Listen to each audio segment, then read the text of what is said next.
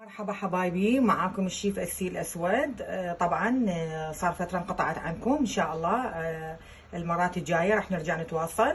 اليوم راح أسوي لكم أكلة جدا بسيطة وكلش حلوة، تقدرون تعتبروها من ضمن اليوميات، تقدرون تعتبروها أنه هي من ضمن الأكلات مالتي، لكن هي جدا موادها حلوة وبسيطة. طبعا مثل ما تشوفون هاي المواد أنا كلها جهزتها اختصارا للوقت. قطعت هذا البصل بهذا الشكل حلقات، والفلفل والبطاطا طبعا كلها أنا قطعتها بهذا الشكل شويه بها سمك على مود تتحمل درجه حراره الفرن، والباذنجان والشجر والطماطه وهاي التوابل طبعا، والدجاج هم قطعته بهذا الشكل كله قطع صغار.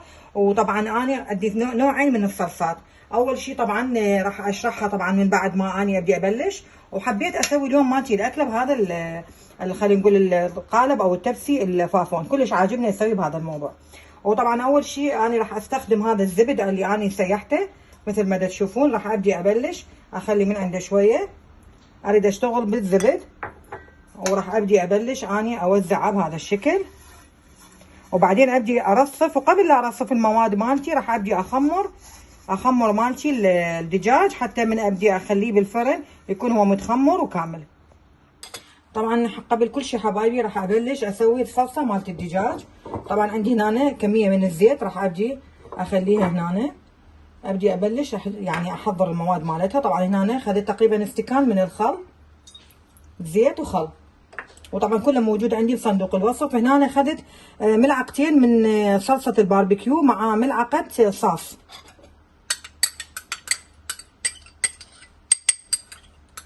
طبعا انا احب نكهه الباربيكيو تكون بالدجاج، لكن ما راح اخليها ويا الخضروات. هذا الترايفل مال الدجاج، الخضروات بالدجاج كلش طيب راح تحبوه. طبعا هنا ملعقه ونص تقريبا معجون، لان انا التوابل اللي استخدمتها بيها تقريبا بيها يعني هم حوامض وهم بيها لون. هنا أنا راح ابدي اشرح لكم على التوابل اللي انا استخدمتها. هنا أنا عندي مطحون من بصل، كركم، ماجي طبعا كله على ملعقه مال اكل. هنا أنا عندي نوع من البابريكا الحمراء. عندي هنا البهارات التندوري اللي هي خاصه بالدجاج، وطبعا هي تكون اساسا سبايسي. وهذا فلفل اسود، وهنا لمندوزي خليت شويه وشويه ملح، وهنا الكاري كلها راح ابدي اضيفها هنا مثل ما تشوفون.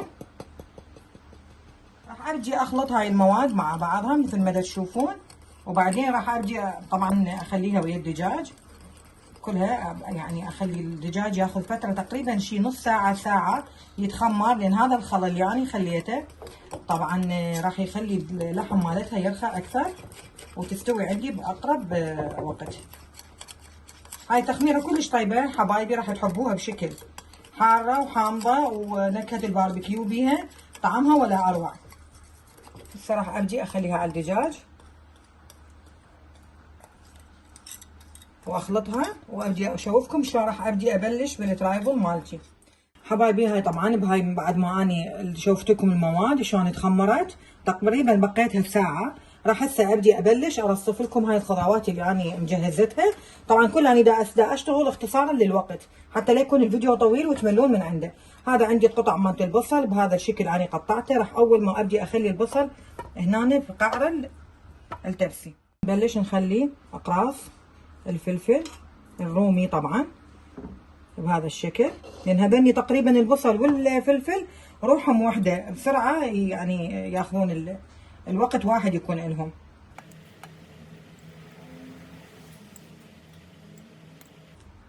طبعا هسه راح نبلش نخلي طبعا راح اشوفكم هاي البوتيتا اللي انا مقطعتها. راح طبعا هي الوحيده اللي راح اشتغلها غير الشكل. راح اخلي لها شويه رشه مال ماجي حبايبي. طبعا راح ابجي اخلطها. بعد ما خليت لها الماجي راح ابدي اخلي لها هنا ملعقه مال اكل مال حلبه يابسه. اني افضل تخلون الحلبه اليابسه لان كلش راح يكون طعمها طيبه، وراح تغير هوايه من طعم التبسي مالتي حبايبي. من بعد ما خليت لها طبعا الماجي، خليت الماجي مثل ما تشوفون والحلبه، راح ابجي ارصف البوتيتا بهذا الشكل. اهم شي الحلبه راح تغير طعمها 180 درجه حبايبي. لا تنسوني باللايك والضغط على الاشتراك. القناه مالتي صار لي فتره اني تاركتها، ان شاء الله راح ابدي ارجع وياكم اقدم لكم حلقات حبايبي. هسه هاي مثل تشوفون البوتيتا هيجي. هسه راح نبدي نخلي الاقراص الباذنجان. طبعا اني الباذنجان اني مملحته قبل فترة وبدون تقلى، ها ما راح اقليهم، هيك دا اسويهم بهذا الشكل. راح يصير طعمهم كلش طيب، وكمية الزيت راح تكون هم قليلة، يعني ما راح يكون بيها شوية بالنسبة للناس اللي يريدون يقللون موضوع الدهن. وطبعا الكميات تقدرون انتم تقللوها تزيدوها براحتكم. يعني هسه انا مثلا عندي الشجر ما استخدمته هواي، لان هنا بالبيت ما يحبون عندي الشجر هوايه. هذا الشجر تشوفوا الشجر عندي قليل لانه ما يحبوها. طبعا المصريين يسموها كوسه، الدول العربيه ما اعرف شو يسموها البقيه، احنا نسميه شجر. هاي اخر مرحله هي مرحله الطماطه. طبعا تقدرون توصفوها، هاي طبعا الكميه كلها بيديكم تضغطون عليها، والكميات مثل ما قلت انتم براحتكم تردوها هوايه او شويه. حبايبي انا دا اشتغل ببيتي، لا حد يقول ليش ما لابسه كفوف وليش ما اعرف ايش، انا دا اشتغل ببيتي، ايدي نظيفه والحمد لله. هسه راح اجي ابلش اخلي الدجاج مالتي اللي انا خمرته، راح ابدي اخلي قطعه قطعه، وبعدين ابدي اشرح لكم عن الصلصه الاخيره اللي اخليها فوق هذا الموضوع كله مال الترايفل مالتي. حبايبي هسه وصلت المرحله الاخيره حتى ابدي اغلق مالتي التبسي. راح ابدي اخلي هاي المواد، طبعا هي توابل ملح لمندوزي ماجي شويه كثرت، ثم بصره فلفل اسود ومعجون. راح ابدي اخلطهم هنا كلهم واخلي لهم شويه مي، ما راح اخلي الزيت، طبعا مي شويه اخلي. ليش؟ لانه هي خضروات راح تذب لي مي حبايبي. طبعا هذا دا تشوفوه هسه مرتفع، لكن كله راح يبدي ينزل من يستوي عندي. وهي اسمها صلصه، يعني ما تخليه تكون بها هوايه مي، هي اسمها صلصه يعني، لان هي راح تستوي كلها، لان الطماطم راح تذب عندي مي، والدجاج اصلا هم يذب مي، والبصل نفس الموضوع، فراح تطبخ اصلا بالخضره مالتها. بس تخففيها وتديريها عليها. اجي ادير حبايبي هاي الصلصه مالتي بهذا الشكل، اخليها تدخل جوا كلها. وقبل لا ابدي اسد التبسي مالتي راح اخلي كم قطعه مال هيل حتى اضمن الدجاج ما يسوي لي يعني شويه ريحه، الزفره تروح. دائما استخدموا الهيل باللحوم، يعني راح تعطيش فد نتائج كلش حلوه. وراح ابدي اسكر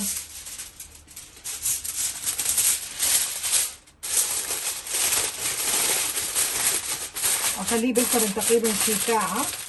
بعد الساعه راح ارفع هذا السليفان وشويه ابدي اثقبه، لا هوايه، وادخله الفرن، وان شاء الله راح تشوفون النتائج حبايبي وتواصلوا معي.